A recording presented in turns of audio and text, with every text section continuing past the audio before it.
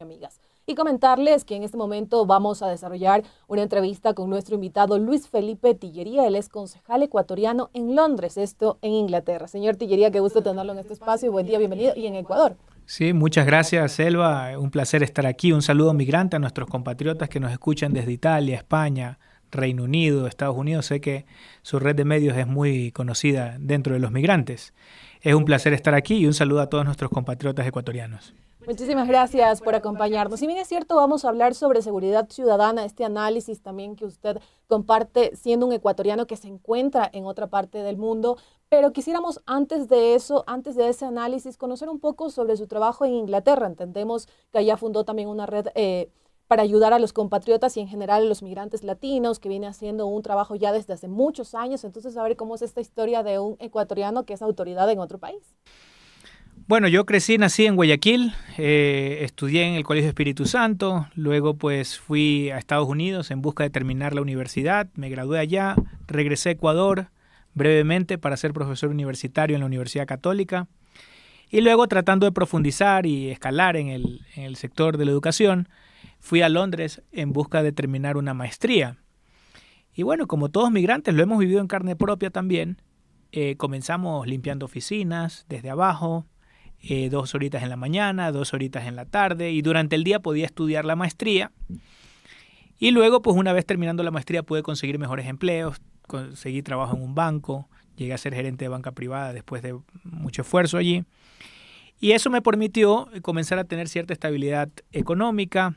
Comenzamos una empresa con las facilidades que hay en Reino Unido para armar un pequeño negocio y luego nos dimos cuenta de que muchos compatriotas sufrieron mucho en la crisis financiera europea, allá por el 2008, 9 y 10. Y en el 2010 los migrantes eran quienes de alguna manera más habían sufrido esa crisis financiera porque se habían quedado sin trabajo en España, en Italia. Y nos dimos cuenta que con la red de contactos que habíamos armado, podíamos colocar a muchos compatriotas que llegaban a Alemania, a Reino Unido, en busca de trabajo, los podíamos colocar en diferentes puestos de trabajo. Los ecuatorianos allá tenemos una fama de ser muy, muy trabajadores. De hecho, hay una broma que se hacen los latinoamericanos cuando uno trabaja el domingo. Se dicen entre ellos, estás trabajando como ecuatoriano. Y eso está muy bien porque en el contexto actual, en donde me he dado cuenta que ya ahora tenemos a los pájaros disparándole a las escopetas, como se dice en la costa, los políticos ahora le dicen a la sociedad que el problema de la corrupción es de toda la sociedad y no de los políticos. Eso es mentira. Ciudadanos, si algún momento ustedes han sido empujados a pagar una coima, eso es culpa de los políticos que hacen todos los trámites engorrosos y difíciles para empujarlos a la corrupción a propósito. Yo creo que la corrupción hoy por hoy en Ecuador es la resultante de que al ciudadano lo han acorralado, lo empujan a ser corrupto para que las cosas funcionen. El ciudadano lo que quiere es que las cosas funcionen y le corresponde a los representantes hacer que las cosas fluyan fácilmente. Luego en Red Ecuador tuvimos otro segundo momento muy importante. Después de armar la plataforma de Facebook, donde muchas personas luego que ya tenían mejores trabajos nos contaban y nos decían, aquí en mi empresa necesitan a alguien, y colocaban otro ecuatoriano, comenzó a funcionar pues muy bien Red Ecuador. Fue una iniciativa pues netamente ciudadana. El otro momento clave fue en el año 2020 con la pandemia. Llegó a mis oídos que muchos compatriotas que no podían pagar el alquiler de sus habitaciones o de sus casas estaban pensando regresarse a Ecuador. Y eso era un tema muy grave porque, como vemos ahora, los migrantes no solo que mandan 5.500 millones de dólares al año, mucho más que el sector bananero, que el sector florícola, cacatero, en fin, mucho más de lo que le queda al Estado por la exportación petrolera. Nos dábamos cuenta que podíamos ocasionar un gran problema social en Ecuador si es que todos esos migrantes se regresaban simplemente porque por un par de semanas no podían pagar el alquiler. Y como nos dedicamos a los bienes raíces y como parte del negocio es normal que siempre tengamos por allí alguna habitación vacía, comenzamos una cruzada con varios amigos, colegas que también se dedican a este negocio y pusimos ciertas habitaciones que teníamos vacías, especialmente en la pandemia, a disposición de nuestros compatriotas que estaban en situación de calle o que estaban en una situación vulnerable y no podían pagar sus alquileres. Le decíamos, ¿sabes qué? Puedes quedarte aquí por una semana, de 10 días, un mes, en fin, hasta que de alguna manera las cosas se vayan estabilizando. Los ayudamos, en total dimos 1,000 noches de habitación a muchos compatriotas. Y lo bueno es que después de esta iniciativa pusimos nosotros el primer dominó en la fila y muchos compatriotas decían, oye, mira, yo tengo una habitación aquí en la casa, también la puedes estar a las órdenes. Y nos fue muy bien. Ese fue el segundo momento clave. Y aquí le quisiera hacer una consulta. ¿Cuál es la cantidad de comunidad ecuatoriana en Londres? Usted también tiene... Sí, aproximadamente entre 50 y 60 mil ecuatorianos. La estadística es un poco difícil porque muchos ecuatorianos migran o remigran de España a Londres o de España a Reino Unido con sus pasaportes españoles. Con lo cual, en muchas estadísticas ellos se consideran españoles, a pesar de que son ecuatorianos con pasaporte español. Y eso dificulta un poco hacer un análisis estadístico clave. Lamentablemente, como han funcionado los consulados en Ecuador, los consulados ecuatorianos en el exterior, los ciudadanos no ven al consulado como un lugar donde los puedan ayudar. Con lo cual, de los 52.000 ecuatorianos que rondan por el área de Londres, solamente cerca de 8.000 están empadronados. Es decir, los consulados, y como se han venido llevando, no solucionan los problemas de la gente y la gente sabe que si va allá muchas veces es a perder el tiempo. Lamentablemente. Y bueno, de alguna manera tratamos nosotros de suplir esas funciones que los consulados no podían, en las que no podían ayudar. Luego comenzamos en política. Lamentablemente, mis compatriotas ecuatorianos normalmente no viven en el centro de Londres y no fueron parte de ese padrón electoral que nos dio el espaldarazo en las urnas y por el cual pudimos ser elegidos como el primer latinoamericano en ser funcionario en la ciudad de Londres. Y aquí ya quiero aterrizar un poco en este trabajo como autoridad que usted viene realizando en Londres. Usted al inicio de la intervención hacía un análisis también de la situación política que se vive en Ecuador, se refería a estos casos de corrupción también que son evidentes en nuestro país y compartirle también, consultarle también cómo es el análisis que usted hace de la situación política en nuestro país. Bueno, la situación, por ejemplo, principal aquí en Ecuador yo creo que es la seguridad. Pero la seguridad tiene diferentes frentes. No solamente en cuestión de control, en cuestión de policía, que es muy importante y nosotros pensamos que en Ecuador necesitamos sacar a las Fuerzas Armadas a las calles, no solamente como una ayuda, como lo pusieron en la consulta popular, sino que la función de las Fuerzas Armadas hoy por hoy esté en el control interno. Somos de la idea de reentrenar a las Fuerzas Armadas para que nosotros podamos tener una policía militarizada, similar a lo que nuestros compatriotas ecuatorianos en Italia saben y lo ven todos los días, como los carabinieri. De tal manera que nadie se escandalice por ver un tanque en la entrada de la 8 o en los sectores Candela, como decimos de aquí de Quito. Con lo cual, nosotros tenemos que comenzar a elegir, en cuestión de seguridad, si es que queremos que sean los delincuentes los que están confortables o si es que es la sociedad civil la que se tiene que sentir confortable, segura, en paz.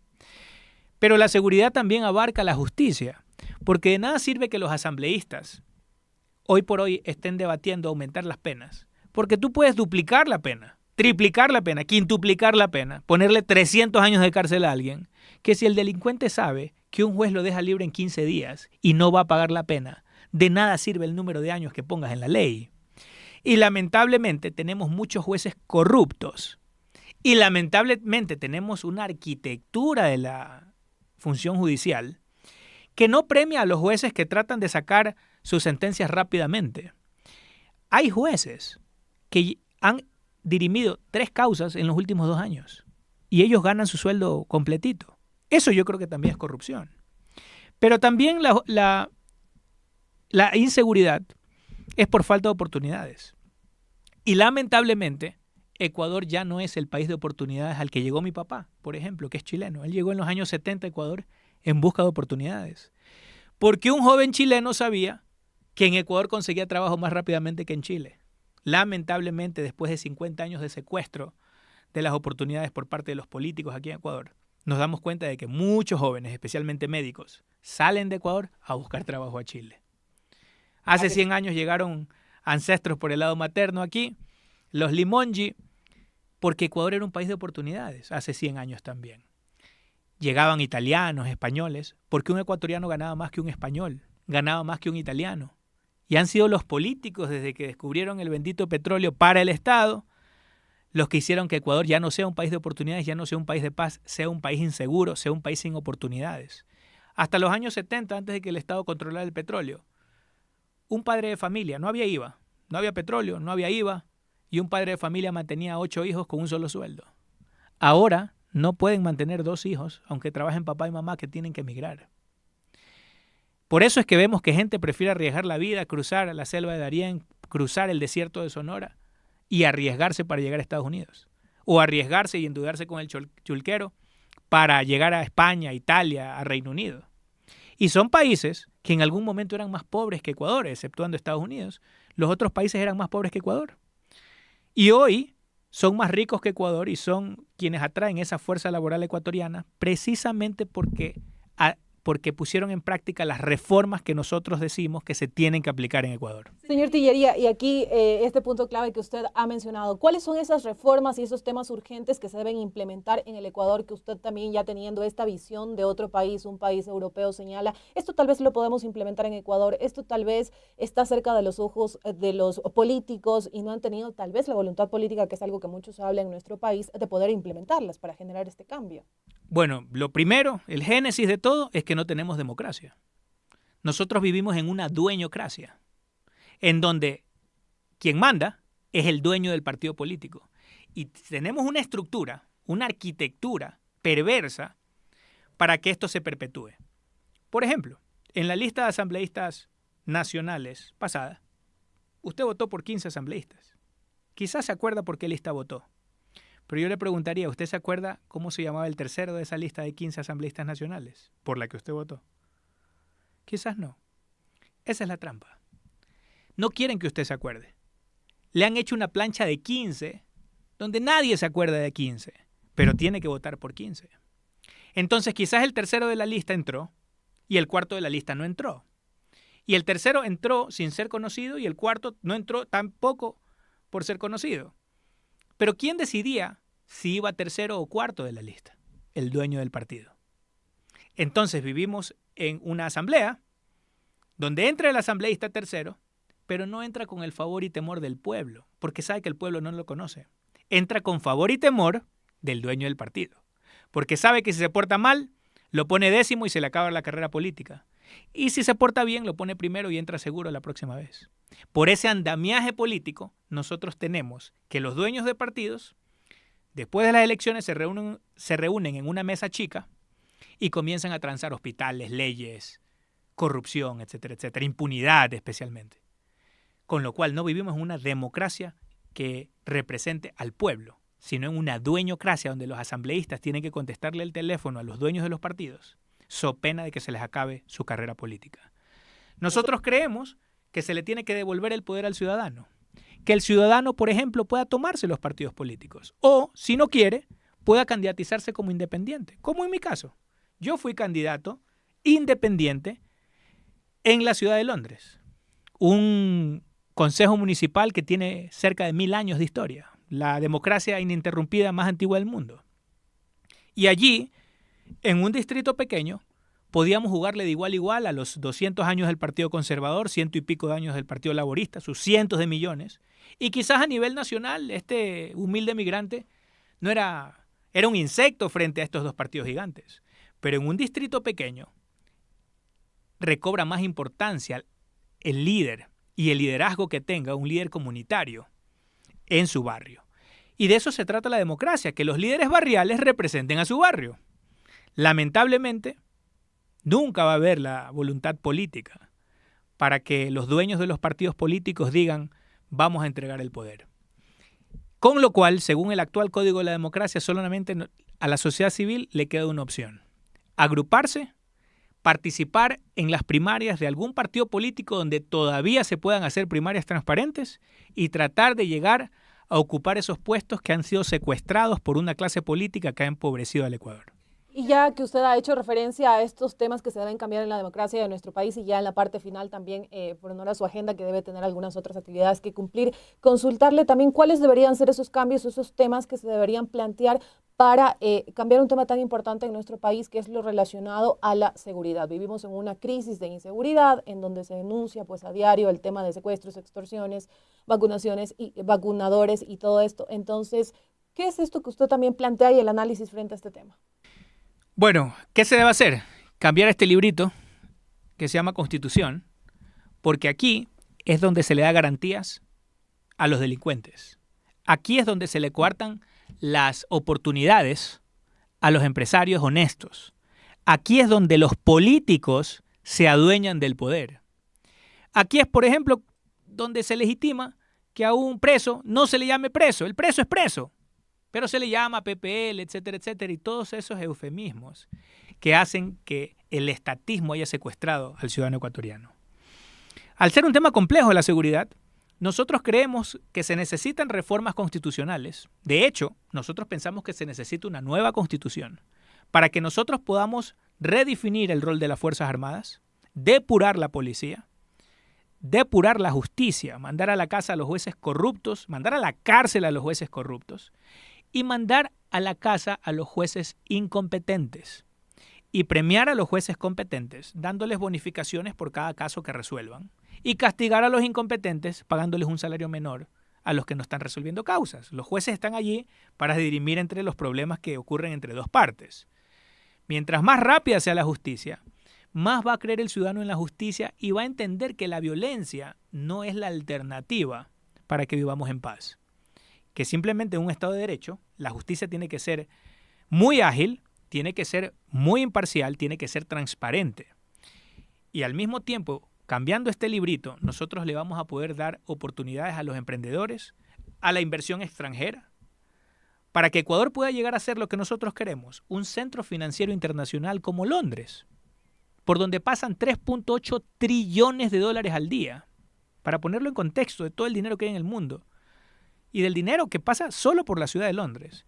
3.8 trillones de dólares equivalen a que con un minuto del dinero que pasa por la City de Londres podemos financiar al Ecuador por un año.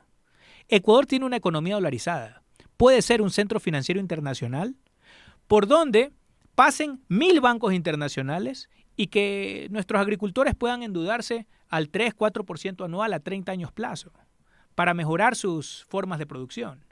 Creemos nosotros que Ecuador también puede ser un centro tecnológico internacional, en donde seamos la cuna de la inteligencia artificial, donde aquí nazcan los nuevos Facebook, los nuevos Instagram, los nuevos Google.